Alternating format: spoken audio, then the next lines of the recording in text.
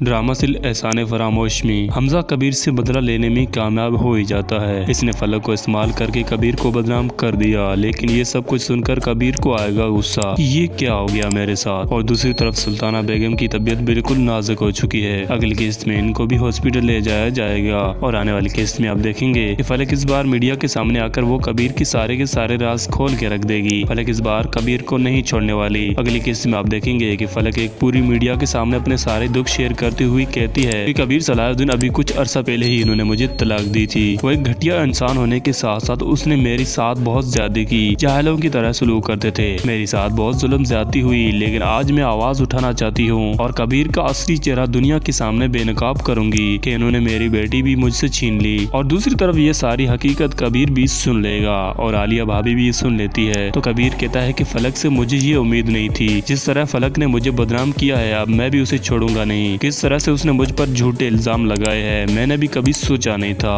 दोस्तों, वैसे फलक जो गैर मर्द के साथ मिलकर कबीर की बदनामी की है ना, इस बार कबीर से बर्दाश्त नहीं होगा। इस बार वो घर जाकर उससे अपनी बेटी भी छीनने वाला है। लेकिन दूसरी तरफ हमजा फलक को लेकर अपने घर पहुंच ही जाता है। लेकिन जैसे ही घर अंदर दाखिल होता है तो सामने से नवाल खड़ी होगी, तो उसी के साथ टकराव हो जाएगा। नवाल कहती है कि हमजा और फलक से के ये क्या हरकत है। नवाल कहती है हमजा को कि मुझे तो तुमसे ये उम्मीद भी नहीं थी। तो ये बातें सुनकर हमजा कहता है कि नवाल, इसने जो भी किया है और बिल्कुल सही किया है, क्योंकि इसने अपने हक के खिलाफ आवाज बुलंद की है। अगर इंसान अपने हुकूक के लिए आवाज नहीं उठाए तो वो इंसान ही क्या है। लेकिन दोस्तों, फलक तो इस बार हमजा के कहने पर खुद तो बर्बाद हो ही गई, लेकिन उसी के साथ हमजा को भी बदनाम करने वाली है। अगली केस में आप देखेंगे कि कबीर अब ये सारे बातें सुनकर अपनी जिंदगी से तंग आ गया है और तंग आकर सोचता है कि मैंने तो सोचा भी नहीं था कि मेरी इतनी अच्छी जिंदगी कैसे मिनटों में गमों में तब्दील हो जाएगी। और इधर फलक, जिसने कबीर को बदनाम करके अब मजे से घर बैठकर गेम खेल रही होती है, अपनी बच्ची कमरे में रो रही होती है, लेकिन फलक अपनी गेम में ही मसरूफ होती है। तब तक नवाल आ जाएगी। नवाल कहेगी कि क्या तुम्हें आवाज नहीं आ रही, क्या इल्हाम हो रही है, तुम इतनी लापरवाह क्यों हो गई हो। लेकिन फलक, जिसे जरा भी फिक्र नहीं अपनी बेटी इल्हाम की। और दूसरी तरफ आप देखेंगे कबीर ने भी फैसला कर ही लिया है कि आखिर कौन है फलक के साथ जिसने मिलकर मेरी बदनामी की। ये अपने ऑफिस में बताता है कि मुझे जल्दी से इसका पता करके बताओ कि आखिर एक औरत के साथ ऐसा कौन सा मर्द है जिसने मिलकर ये किया,